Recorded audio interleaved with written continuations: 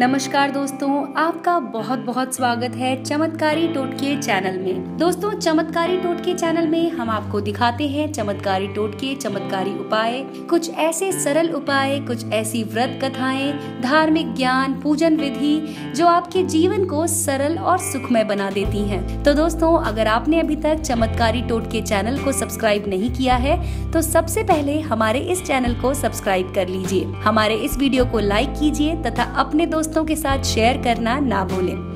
दोस्तों, आज हम आपको बताने जा रहे हैं कि 25 मई अमावस्या को करें ये छोटा सा काम और बदलें अपना भाग्य। दोस्तों, इससे आपको मिलेगी चारों ओर सफलता। ये है वट सावित्री व्रत। तो आइए जानते हैं कि 25 मई अमावस्या के दिन, शनि जयंती के दिन आपको कौन सा व्रत करना है। वट सावित्री व्रत एक ऐसा व्रत है जिसे हिंदू धर्म में आस्था रखने वाली स्त्रियां अपने पति की लंबी उम्र और संतान प्राप्ति की कामना के लिए करती हैं। उत्तर भारत में तो ये व्रत काफी लोकप्रिय है और इस व्रत की विधि को लेकर पौराणिक ग्रंथों में भी भिन्न भिन्न मत मिलते हैं। दरअसल इस व्रत को ज्येष्ठ माह की अमावस्या और इसी माह की पूर्णिमा को मनाया जाता है। वट सावित्री पूर्णिमा व्रत दक्षिण भारत में भी किया जाता है। वहीं वट सावित्री अमावस्या व्रत उत्तर भारत में विशेष रूप से किया जाता है। आइए दोस्तों, जानते हैं क्या है वट सावित्री व्रत और क्या है इस पर्व का महत्व।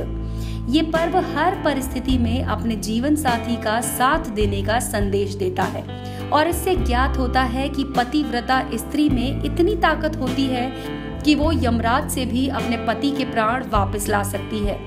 वहीं सास ससुर की सेवा और पत्नी धर्म की सीख भी इस पर्व से मिलती है।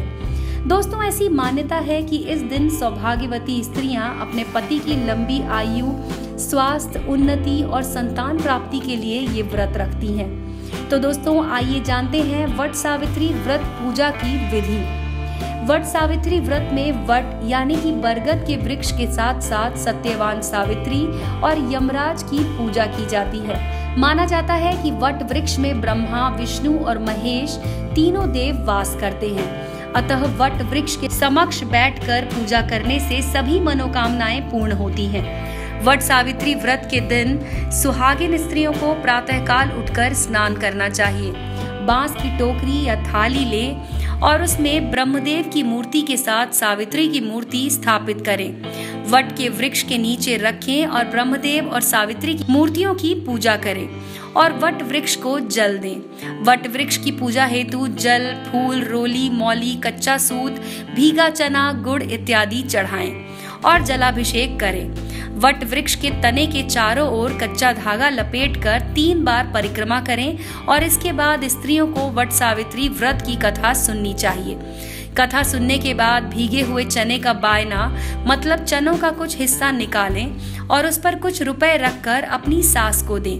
जो स्त्रियां अपनी सास से दूर रहती हैं वे बायना उन्हें भेज सकती हैं और उनका आशीर्वाद लेकर पूजा समापन के पश्चात ब्राह्मणों को वस्त्र और फल आदि दान कर सकती हैं। दोस्तों, आइए हम आपको बताते हैं कि प्रचलित वट सावित्री व्रत कथा कौन सी है। अगर आप चाहें तो इस कथा को भी इस्तेमाल कर सकते हैं जब आप वट सावित्री पूजा कर रहे हो। प्रचलित वट सावित्री व्रत कथा के अनुसार सावित्री के पति अल्पायु थे। उसी समय देवऋषि नारद आए और सावित्री से कहने लगे कि तुम्हारा पति अल्पायु है, आप कोई दूसरा वर मांग लें। पर सावित्री ने कहा कि मैं एक हिंदू नारी हूँ, पति को एक ही बार चुनती हूँ। इसी समय सत्यवान के सिर में अत्यधिक पीड़ा होने लगी। सावित्री ने वट वृक्ष के नीचे अपने गोद में पति के सिर को रख उन्हें लिटा दिया। उसी समय सावित्री ने देखा कि अनेक यमदूतों के साथ यमराज आ पहुंचे हैं। सत्यवान के जीव को दक्षिण दिशा की ओर ले जा रहे हैं।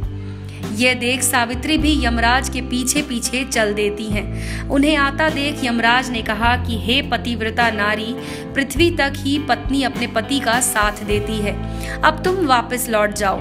उनकी इस बात पर सावित्री ने कहा, जहाँ मेरे पति रहेंगे मुझे उनके साथ रहना है, यही मेरा पत्नी धर्म है। सावित्री के मुख से ये उत्तर सुनकर यमराज बड़े प्रसन्न हुए और उन्होंने सावित्री को वर मांगने को कहा और बोले, मैं तुम्हें 3 वर देता हूँ, बोलो तुम कौन कौन से 3 वर लोगी। तब सावित्री ने सास ससुर के लिए नेत्र ज्योति मांगी, ससुर का खोया हुआ राजपाट मांगा और अपने पति सत्यवान के 100 पुत्रों की मां बनने का वर मांगा। सावित्री के तीनों वरदान सुनने के बाद यमराज ने उन्हें आशीर्वाद दिया और कहा, तथास्तु, ऐसा ही होगा।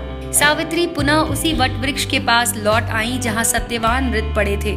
सत्यवान के मृत शरीर में फिर से संचार हुआ।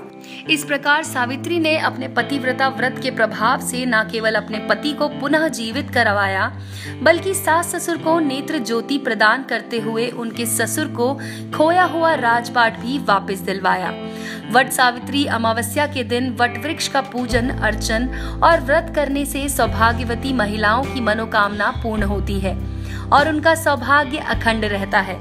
सावित्री के पतिव्रता धर्म की कथा का सार ये है कि एकनिष्ठ पतिपरायणा स्त्रियां अपने पति को सभी दुख और कष्टों से दूर रखने में समर्थ होती हैं।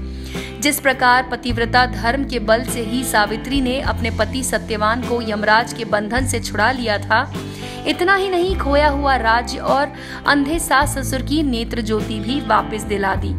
तो दोस्तों, ये था हमारा वीडियो जिसमें हमने आपको बताया कि 25 मई अमावस्या को करें ये छोटा सा काम और बदलें अपना भाग्य।